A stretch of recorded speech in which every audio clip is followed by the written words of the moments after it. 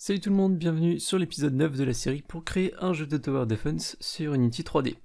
Comme promis à l'épisode précédent, aujourd'hui on va ajouter un nouveau type de tourelle, ça va être une tourelle qui va simplement tirer des missiles. Aujourd'hui on va s'occuper de préparer le modèle 3D de cette fameuse tourelle. On va setup la tourelle, on va la préparer en lui ajoutant le script des tourelles et ensuite on l'ajoutera sur notre UI dans notre UI du magasin. Concernant la différence entre cette nouvelle tourelle et l'ancienne, on s'en occupera dans un épisode ultérieur, c'est-à-dire que le projectile que va tirer cette nouvelle tourelle, lance-roquette, eh bien elle ne fera pas encore des dégâts de zone, c'est-à-dire elle ne touchera pas plusieurs ennemis d'un coup. Allez, on va commencer tout de suite. Donc lorsqu'on a ajouté notre première tourelle, la tourelle standard, je vous ai expliqué que vous aviez le choix entre créer vos propres modèles 3D de tourelle, en télécharger, en acheter, ou alors utiliser les mêmes que moi depuis le site DevAssets. Donc moi, lorsque j'ai importé la première tourelle, j'ai aussi importé la tourelle lance-missile et la troisième tourelle qu'on ajoutera un petit peu plus tard. Donc chez moi, tout ça, ça se trouve dans Import, Tower Defense Asset, et ensuite on a Model et Missile Launcher. Donc chez moi, le lance-missile, il est dans ce dossier. Vous voyez que j'ai deux éléments, deux modèles 3D ici, ainsi qu'un fichier texture. Et que j'augmente ça un petit peu, on peut voir qu'ici, il y a le chemin du fichier ainsi que son extension. Donc là, c'est un .fbx et j'en ai un autre qui est en .blend. Donc je vous ai déjà expliqué la différence. Si vous avez Blender d'installer, vous pouvez utiliser le fichier blend. Ça vous permet ensuite de modifier directement ce fichier blend dans Blender et les modifications se font automatiquement sur Unity. Si jamais vous n'avez pas Blender installé, il faudra utiliser le fichier fbx. Le résultat sera exactement le même vu que c'est le même modèle 3D. Pour ma part, je vais importer donc l'un des deux fichiers, là je vais prendre le fbx, je vais aller dans l'onglet scène, et je vais faire un focus sur cet objet que j'ai glissé dans la scène. Donc voilà notre tourelle lance-missile. La première chose qu'on va devoir modifier, c'est simplement la taille de cet objet. Parce que vous voyez que cette tourelle est très grande, si maintenant je vais dans Prefab et que j'importe l'objet turret, vous voyez que la tourelle à côté, la tourelle standard est beaucoup trop petite. Je vais aller dans Imports, Modèle, Missile Launcher, je vais choisir le modèle 3D que j'ai ajouté dans la scène. Je vais aller dans Modèle, et le Scale Factor, je vais le passer à 0,5. Donc on va diviser la taille par 2. Et je clique sur Apply. Une fois que c'est fait, le scale de la tourelle devrait bien baisser, et on a maintenant une tourelle qui a à peu près la même taille que la tourelle standard. On va faire quelques petites modifications encore sur cette tourelle. Donc on va prendre le missile, donc l'élément qui est tiré par cette tourelle, on va le sortir de la prefab, on va cliquer sur Continue, et on va le désactiver pour l'instant. Ça ne se voit peut-être pas vu qu'on a changé le scale, mais en fait si on va à l'intérieur de la node, on peut voir que il y a effectivement une base qui n'apparaît pas. C'est-à-dire que la tourelle est un petit peu trop à l'intérieur de la node, elle n'est pas assez haute.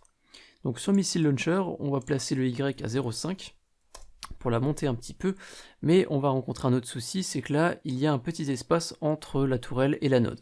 Alors en réalité, ça ne se verra même pas depuis la caméra, mais on va faire les choses bien. On va sélectionner Stand et Turret, on va se mettre en vue de côté, en vue ISO, et on va simplement baisser un petit peu la base de la tourelle jusqu'à ce qu'elle soit légèrement à l'intérieur, ou faites en sorte qu'elle soit bien sur la node. Donc là, chez moi, elle est bien posée sur la node, donc c'est impeccable. Je vais revenir sur Missile Launcher, je vais quitter la vue ISO. Pourquoi est-ce qu'on a changé Stand et Turret et pas directement Missile Launcher? C'est pour garder la valeur 0,5 ici dans la position. Maintenant que c'est fait, on va faire quelques petites modifications. Le Stand, on va le renommer en Base et le Turret en Head. Donc comme ça on respecte la même nomenclature qu'on avait donc pour la tête de la tourelle et la base de la tourelle. Concernant maintenant les materials, vu que j'ai importé le fichier fbx, vous voyez qu'il y a déjà les textures qui ont été ajoutées, les materials qui ont été ajoutés. Si vous avez importé le fichier blend, ça sera peut-être un peu différent, mais en ce qui concerne le fbx, les textures sont déjà ajoutées, et on peut voir dans le mesh renderer de head par exemple qu'on a deux éléments, deux materials, on a turret accent qui se trouve ici, et on a main turret. Mais ces fameux materials qu'on a ici, eh bien on ne peut pas les modifier. Vous voyez que si je les sélectionne dans la hiérarchie, eh bien je ne peux pas changer la couleur et tout est grisé. Donc histoire de vous donner quand même la possibilité de modifier les différentes couleurs de cette tourelle, eh bien on va faire quelques modifications. On va aller sur Missile Launcher, donc le fichier qu'on a importé dans notre scène. Dans Location ici on va dire Use External Materials et on va faire Apply. En faisant ça, la tourelle va devenir complètement rose, ce qui signifie qu'en fait, les textures ne sont plus disponibles. On va ouvrir le dossier Materials qui s'est créé dans le même répertoire que notre fichier 3D, et ici on va retrouver tous les fameux Materials qui étaient en fait utilisés sur notre tourelle. Donc maintenant, si je vais sur Head par exemple, on peut voir qu'il y a effectivement deux Materials qui ont disparu, qui ne sont plus disponibles. Dans le premier, on va glisser Turret Accent, ça correspond en fait au bout du canon qu'on aura ici, on va changer la couleur dans un instant. On peut ensuite glisser Main Turret dans le deuxième, dans élément 1. On va ensuite aller dans base, et là encore une fois on a deux éléments. On a un Materials pour la base et un Materials pour les boulons. C'est vrai que j'en ai pas parlé, mais vous les avez sûrement vus, il y en a 4, ils sont dans chaque coin et ils étaient jaunes de base. Donc justement dans le premier, élément 0, on va glisser Bolts, donc ça va ajouter 4 points jaunes dans les coins, et on va glisser ensuite Stand dans élément 1. Et de cette manière, notre tourelle a retrouvé tous ses materials, mais maintenant ces fameux materials, ils sont dans un dossier et on peut les modifier si on le souhaite. D'ailleurs, on a un material qui s'appelle NoName, que vous pouvez supprimer parce qu'en fait on l'utilise même pas. Ok, maintenant qu'on a les fameux materials, eh bien vous pouvez changer la couleur de cette tourelle si vous le souhaitez. Donc moi par exemple, le Turret Accent, je vais le mettre en rouge, comme ça on aura le bout de notre canon qui va un petit peu ressortir. Je vais aussi en profiter pour changer la couleur des boulons qu'on a en bas, donc les bolts, qui de base sont jaunes. Pour ma part, je vais les mettre en gris, je pense, et je vais jouer un petit peu avec le métallique. Et le smoothness, on va mettre à 0,3, et ça m'a l'air pas trop mal. On a vraiment l'impression que c'est des boulons en métal qui brillent un petit peu. Bien évidemment, je vous recommande fortement de passer plus de temps que moi sur la réalisation des modèles et des couleurs. Ok, on va passer à la suite, je vais aller sur Missile Launcher, je vais juste enlever l'espace dans le nom parce que ça me dérange un petit peu, et sur cet objet Missile Launcher, je vais ajouter le script Turret. Ce script Turret qui nous permet simplement de donner le comportement d'une tourelle à ce Missile Launcher, à ce lanceur de missiles.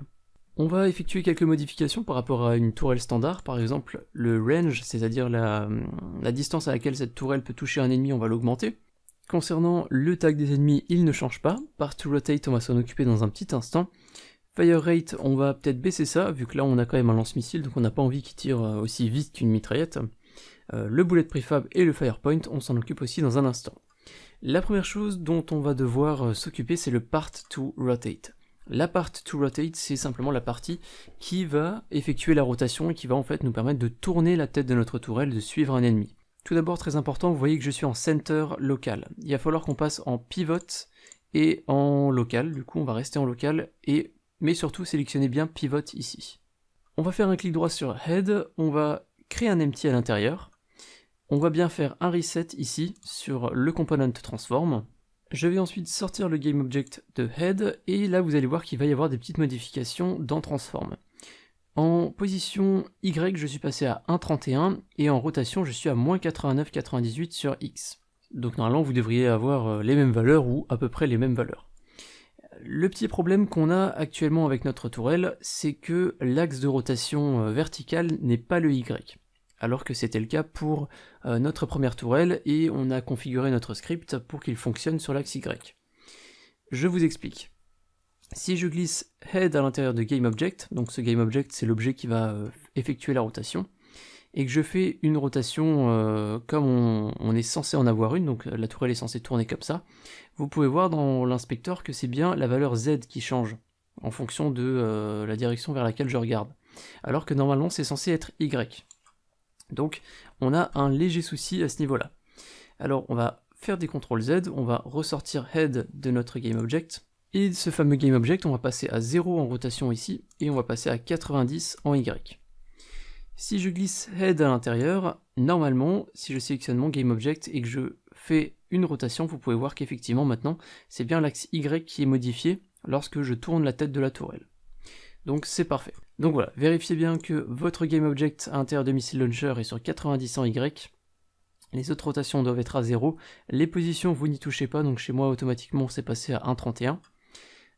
Et ensuite Head à l'intérieur, pareil, on n'a pas besoin de modifier. Ce GameObject, on va le renommer en Part to Rotate, comme on avait fait pour la première tourelle. Et il nous reste un élément à créer, c'est le Fire Point, donc c'est le GameObject, la position depuis laquelle va être tiré notre projectile, donc en l'occurrence notre roquette. Pour faire ça, on va faire un clic droit sur Part to Rotate, on ajoute un empty, on se met en mode déplacement, en vue ISO sur le côté, et on va simplement déplacer cet élément au bout de notre canon.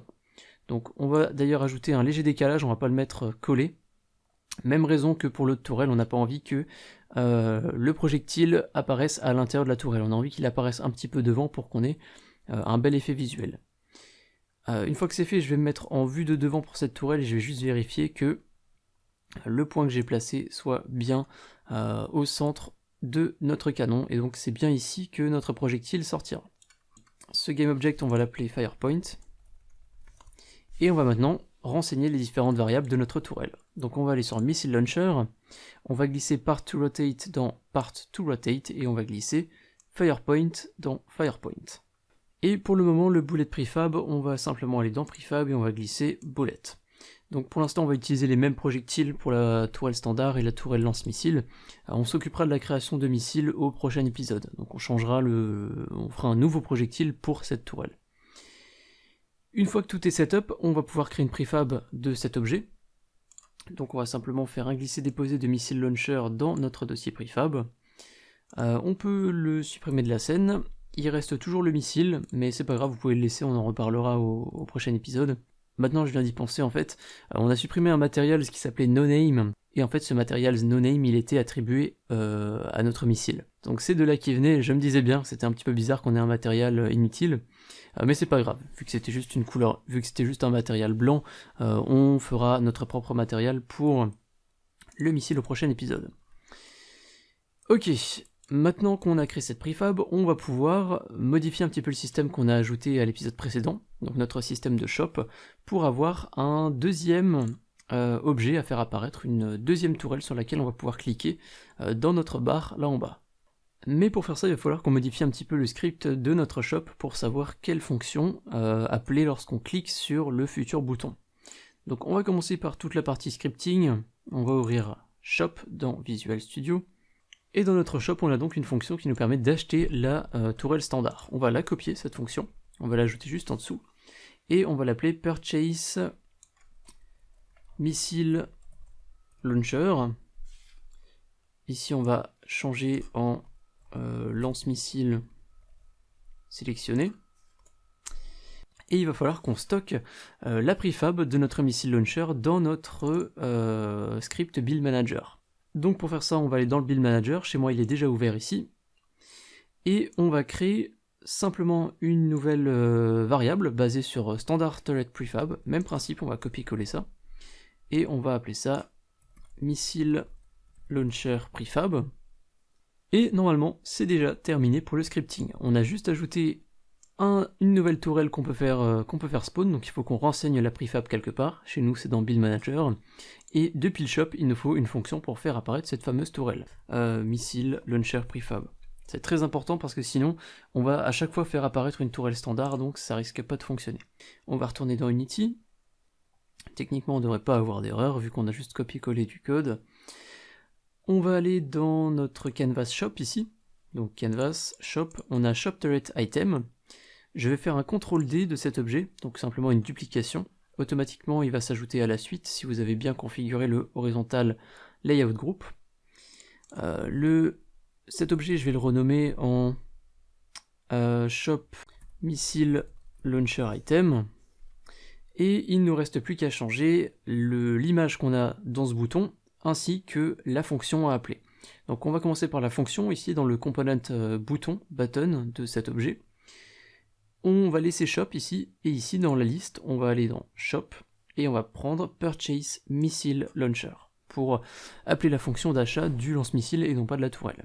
Puis maintenant pour l'image, on va remonter un petit peu, et il va falloir qu'on change simplement le source image qu'on a ici. Donc en cliquant dessus, chez moi, directement ça va m'ouvrir le dossier sprite du dossier Tower Defense Asset se trouvant dans Import. Donc c'est dans ce dossier que j'ai tous les sprites de toutes mes tourelles, donc chez moi j'ai juste à glisser Missile Launcher Icon dans Source Image, et voilà maintenant mon lance-missile. Alors du coup, l'image est un petit peu faussée parce que j'ai réutilisé ces couleurs, sauf les boulons qui chez moi sont gris, mais c'est pas très important. Maintenant, il faut qu'on aille sur le Game Manager, et ici dans Build Manager, il faut qu'on renseigne Missile Launcher Prefab, très très important, parce que sinon on ne pourra pas faire apparaître notre lance-missile. Donc on va aller dans Prefab, et on va glisser Missile Launcher dans cette variable. Et on va pouvoir tester ce qu'on a ajouté aujourd'hui, ça devrait déjà fonctionner. Si je sélectionne ma tourelle standard, je peux la faire apparaître un petit peu partout, comme à l'épisode précédent, donc ça fonctionne toujours. On va la faire tirer sur un ennemi, juste pour tester. Ça fonctionne. Et si maintenant je sélectionne mon lance-missile, on voit dans la console lance-missile sélectionné. Et si je clique pour placer ce missile launcher, ce lance-missile, eh bien, ça fonctionne. Ou du moins, ça fonctionne à peu près parce que je viens de me rendre compte que la tourelle tire totalement à l'envers. Normalement, le projectile est censé sortir du point rouge ici qu'on a à l'arrière, et là il sort carrément à l'opposé, donc il y a une petite erreur au niveau des rotations de notre objet. Donc, ce qu'on va faire, on va faire glisser notre prefab missile launcher dans la scène. On va faire F pour se focus dessus. Les projectiles sortent de ce côté, au lieu de sortir de l'autre côté. Donc c'est juste un petit changement à faire sur un axe Y, donc on va ouvrir ça. On va ouvrir Part to Rotate. On va sélectionner Head, et au lieu d'avoir ici moins 90, on va mettre 90. Du coup, la tête de la tourelle va tourner. On va aller sur Missile Launcher, on va faire Apply. On va supprimer ça de la scène, et si on reteste, normalement, les projectiles devraient sortir du bon côté de notre tourelle cette fois-ci. Ok, alors là, ça a été très rapide, donc on n'a pas vu. Mais normalement... Voilà, ça fonctionne. Alors le fire rate est très très bas, hein, donc la tourelle tire très rarement. Enfin, elle met beaucoup de temps entre chaque tir. Mais ça fonctionne bien, le projectile sort bien de la partie rouge à partir de maintenant. On arrive donc à la fin de cet épisode 9, l'épisode est un petit peu plus court, mais on a ajouté quelque chose de plutôt sympa qui est cette deuxième tourelle. Au prochain épisode, on va retravailler un petit peu cette tourelle afin de lui ajouter son propre projectile, et on va lui ajouter aussi une différence au niveau du gameplay. C'est-à-dire qu'actuellement, la tourelle lance-missile, elle tire exactement la même chose que la tourelle standard. Nous, ce qu'on veut, c'est augmenter le rayon d'action de cette tourelle lance-missile, donc lorsqu'elle va tirer un missile, eh bien, elle va toucher tous les ennemis dans une certaine zone. Je vous remercie d'avoir suivi cette vidéo jusqu'à la fin. Si vous avez apprécié cette vidéo et que vous souhaitez me supporter, vous pouvez le faire via Tipeee, mais grosse nouveauté, vous pouvez dès maintenant supporter la chaîne via Utip. Si vous ne savez pas ce que c'est que Utip, l'idée est la même que Tipeee, c'est de supporter les créateurs directement, mais à la différence que là, vous n'avez pas à débourser un seul centime pour me supporter. Ce qui veut dire que n'importe qui peut supporter la chaîne, peu importe vos moyens, votre âge, bref, si vous souhaitez supporter la chaîne, vous pouvez maintenant le faire via Utip. Une vidéo sur le fonctionnement de Utip est sortie il y a quelques heures, si vous regardez cette vidéo au moment de sa sortie. Mais pour faire court, sur le site Utip, vous allez pouvoir volontairement regarder des pubs, et en regardant ces pubs, vous allez générer des revenus qui vont revenir à un créateur. Donc si vous souhaitez échanger quelques secondes de votre vie contre un petit peu de soutien financier à l'égard de la chaîne, eh bien vous avez un lien Utip en description. Bien évidemment, Tipeee continue à tourner en parallèle, donc un énorme merci à tous les tipeurs qui me soutiennent jour après jour, et un gros remerciement à Spyprog, Foley et Saphiros pour leur soutien durant le mois d'octobre. Je vous dis à très bientôt pour le prochain épisode de cette série, ou pour d'autres tutoriels sur Unity 3D. Salut!